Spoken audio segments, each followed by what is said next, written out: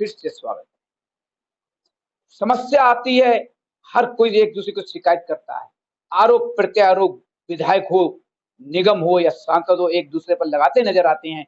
तो कहीं सवाल उठता है कि विधायक गलत हैं, तो कहीं कहते हैं सांसद गलत है। तो सवाल गलत है, कहीं ना कहीं एमसीडी की संरक्षण हो या चाहे वो हमारे सांसद या विधायक या किसी प्रकार के कहीं से भी किसी डिपार्टमेंट की संरक्षण क्यों ना हो, तो कम से कम यहाँ पर जो दलाली के नाम पर कुछ डिपार्टमेंट के लोग घूमते हैं, जिस पर जनता बड़ी परेशान है। एमसीडी के अंदर सोमनाथ नाम आता है कि इसको लेकर मैंने गांधीनगर विधायक अनिल वाजपेयी जी सामने बैठे हुए हैं, मैंने इनसे भी कहा कि इसके ऊपर क्या इंतजाम होना चाहिए, कि कोई सामने नहीं आया। लेकिन आज एक नया काम हुआ, गांधीनगर विधायक जी ने एक लेटर तैयार किया है और ये शिकायत गांधीनगर विधायक के पास जनता की पहुंची है।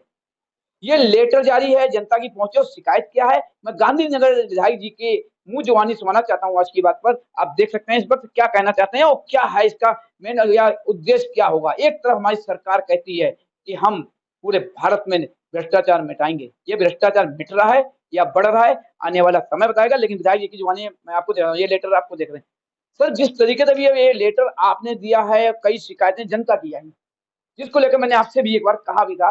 तो सवाल है कि ये आपके पास लेटर है और आपने ये जारी किया है, क्या करना चाहते हैं?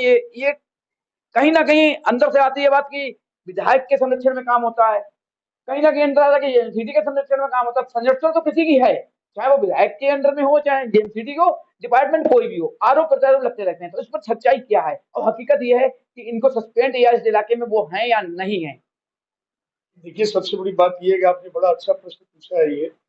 और गांधीनगर विधानसभा में बहुतायत शिकायत आती रहती है जी और मैं बताना चाहता हूं कि ये पत्र मैंने आज पहली बार नहीं लिखा है। जी मैंने एमसीडी के कमिश्नर को भी पत्र लिखा है और जो इससे पहले डीसी थी वंदना राव, जी उनको पर्सनल भी मैं मिल के आया हूँ। और जो बिल्डिंग डिपार्टमेंट के एग्जीक्यूटिव इंजीनियर है, उनको भी पर्सनली मैंने बोला है। अभी उसके बाद फिर कुछ हुआ नहीं था? मैं अभी अभी कुछ नहीं हुआ इसमें। मैं अभी पर्सनली में जो नए डीसी आए हैं, जी अंशुल सिरोही जी, जी उनसे हम लोग मिले थे भी हम लोग।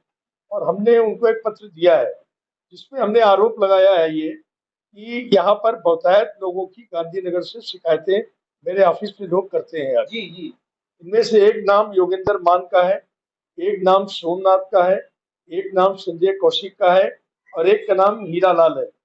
इन चारों लोगों की पोस्टिंग एमसीडी विभाग में गांधीनगर में नहीं है।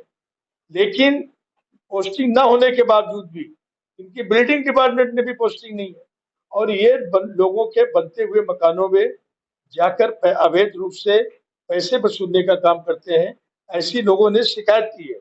मैं जनप्रतिनिधि हूँ और इस तरीके की कोई शिकायत अगर हम लोग अगर लेके आते हैं, उन शिकायतों को बड़े अधिकारियों तक पहुंचाना ये हमारी जिम्मेदारी बनती जैसे है। अभी आपने कहा, इससे पहले मैंने वंदना राव से भी कही और लोगों से की, तो क्या उन्होंने कोई कार्रवाई नहीं की? तो क्या यह समझा जाए कि वो उच्च अधिकारी तक भी ये पैसा जाता है?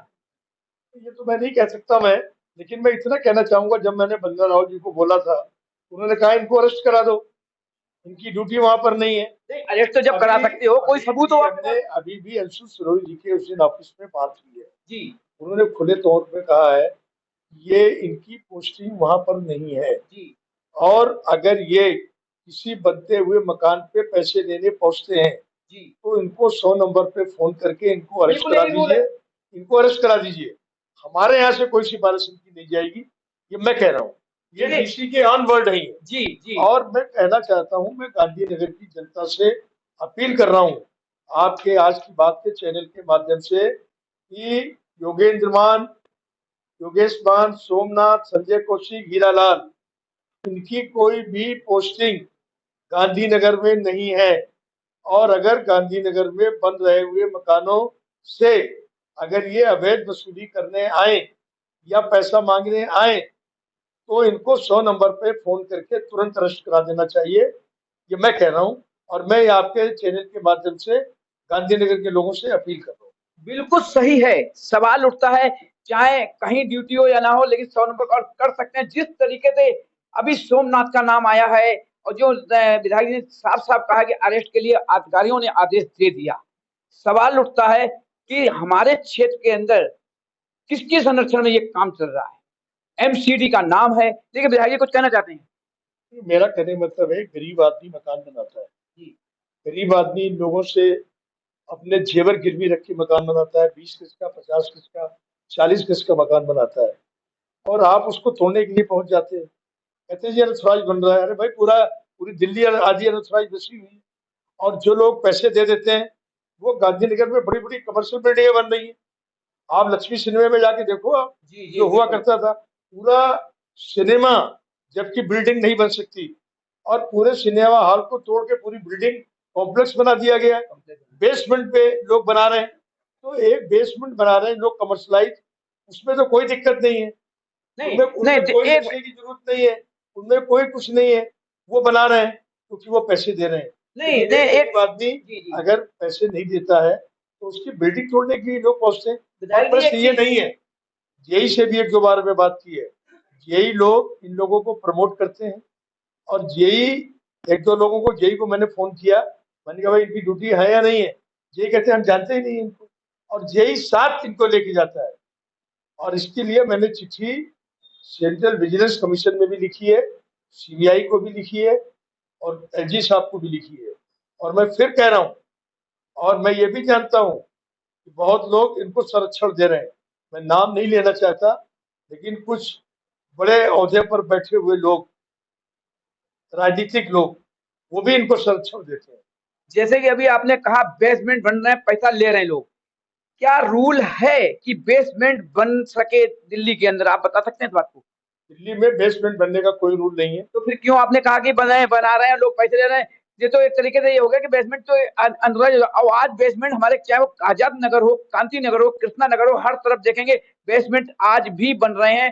कहीं ना कहीं एमसीडी में पैसा जा रहा है, कहीं ना कहीं जिस तरीके से आपने अभी नाम लिया है, इनके जरिए पैसा जा रहा है। कहीं तो 2 नंबर का काम हो ही रहा है, कहीं ना कहीं तो भ्रष्टाचार दिख रहा है। तो बेसमेंट के ऊपर कार्रवाई क्यों नहीं होती है? देखिए, ये बिल्कुल बड़ा भ्रष्टाचार है। और मैं आपको कहना चाहता हूँ कि मैं विधायकों में नॉमिनेट निगम पार्षद भी हूँ, जी बिल्कुल। एमएलए, कॉर्पोरेशन में रिप्रेजेंटेटिव भी हूँ। जी और जिस दिन नगर निगम का हाउस होगा, मैं ये प्रश्न दिल्ली नगर निगम में उठाऊंगा।